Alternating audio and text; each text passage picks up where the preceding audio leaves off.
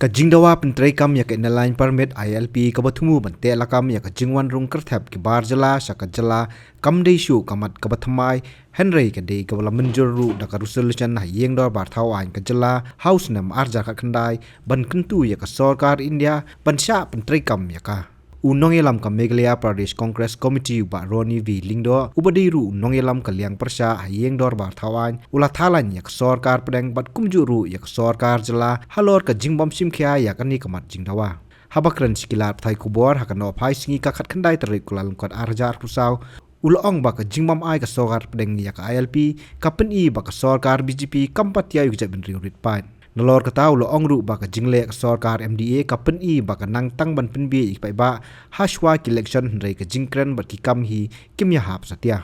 Now that this government is not bothered about the minorities, about the tribals, the Dalits, very clear. It's very loud and clear. What prevents them from coming with a law to enact ILP to protect the minuscule community in Meghalaya? What prevents them? They have full majority in parliament. If they can, abrogate Article 370, what prevents them from enacting an ILP to protect the genuine demand of the people of the state? Very loud and clear. They're not bothered about the tribal community. Now, what we are scared is the tyranny of the majority. That is very dangerous for the minority community. That's why we are taking this Nyayatra. To wake up the people of India, especially the minorities, the Dalit, the marginalized, so that, they're not fooled by the rhetoric of this government. You see, now they're fooling the people with double engine. Double engine for what? To implement the demands of the people. And this is the demand of the state of Meghalaya. Why don't they do it?